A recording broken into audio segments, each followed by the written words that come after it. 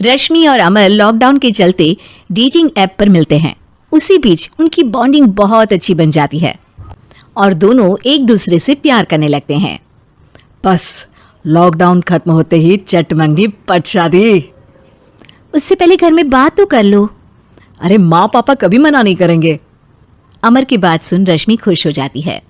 ऐसे ही दिन बीतते हैं और देखते ही देखते लॉकडाउन खुल जाता है, जिसके अगले ही दिन अमर अपने परिवार के साथ रिश्ता लेकर रश्मि के घर पहुंच जाता है।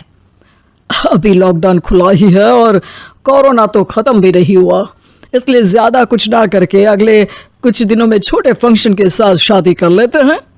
अमर के पापा की बात पर सब सहमत हो जाते हैं। कुछ दिन बाद दोनों की शादी हो जाती है और रश्मि अपने ससुराल पहुंच जाती है। बेटा, शादी तो तूने अपनी मर्जी से कर ली, लेकिन बहू को बोल देना इस घर में हुक्म मेरा ही चलेगा, इसलिए अपना राज जमाने की कोशिश भी ना करें। माँ, रश्मि को यहाँ सिर्फ प्यार, आशीर्वाद और अपनापन चाहिए, पैसा या राज नहीं। बेटी की बात पर सास मुंह बनाए वहां से चली जाती है और अब वो हर रोज रश्मि को परेशान करना और ताने देना शुरू कर देती है। देखो, ये है आजकल की लड़की, इंटरनेट पर लड़कों से बातें करते हुए इन्हें शर्म भी नहीं आती, और यहाँ तो देखो कितनी सीधी सुशील बनकर दिखा रही है। मम्मी, शादी के रिश्ते वाले इंटरनेट ऐप से जब किसी को कोई दिक्कत नहीं है, फिर डेटिंग ऐप के जरिए मिलना किस तरह गलत हो सकता है? रश्मि के डेटिंग ऐप वाली बात सुन उसकी हैरान सास तुरंत तुनक कर पूरे घर को सिर पर उठा लेती है, जिसकी आवाज सुन अमर और उसके पापा भी वहां आ जाते हैं। हाय मेरी माता, इतना बड़ा झूठ! डेटिंग ऐप को इंटरनेट के जरिए मिली है बोलकर इस कलमुही को मेरे सर ला बिठा दिया। अरे नास पिटी, तुझे जरा भी शर्म नहीं आई? वहां न जाने कितने लड़कों से गुलू गुलू करके तुझे मेरा ही लड़का मिला था फंसाने के लिए। मां, मुझे तो समझ नहीं आ रहा क्या बोले जा रही हो। डेटिंग ऐप इस्तेमाल करना कोई अपराध नहीं है, और तुम रश्मि को ऐसा कैसे बोल सकती हो? मैं भी तो था उस ऐप पर। पहले उसके लिए माँ से झूठ बोला और अब लड़ाई कर रहा है।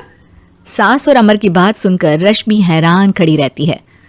अमर, तुमने घर में झूठ क्यों बोला? ये सब देख रही हो ना, इसी की वजह से झूठ बोलना पड़ा।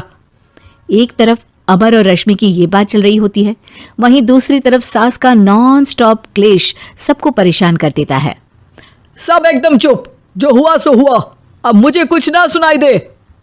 पति की बात सुन सास चुप होकर वहां से चली जाती है, लेकिन अब वो रश्मि के सिर दुनिया भर के सारे काम डालकर उसका जीना पहले से भी ज्यादा मुश्किल कर देती है।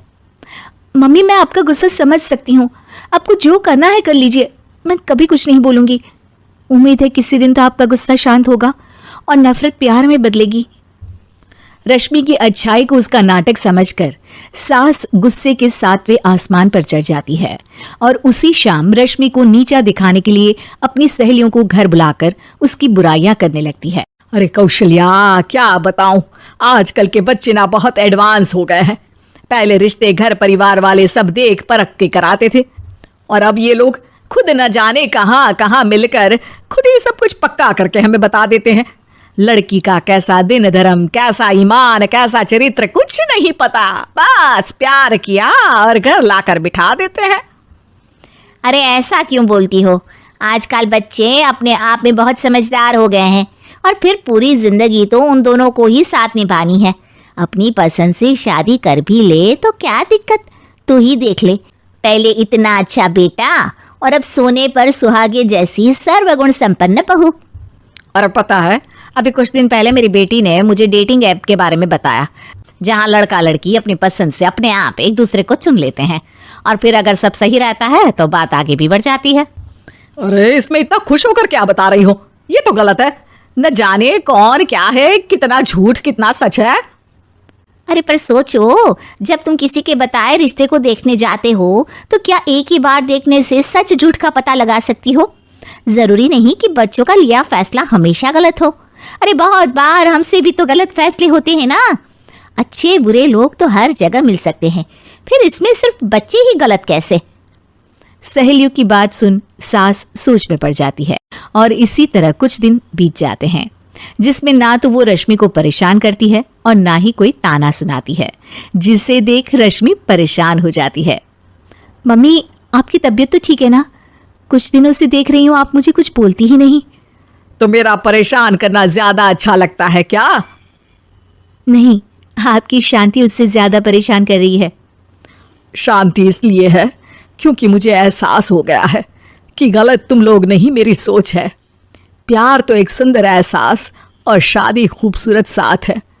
अगर ये साथ सच्चा है तो कहीं पर भी किसी भी तरह जुड़ा हो, उससे कोई फर्क नहीं पड़ता। आप कौन है?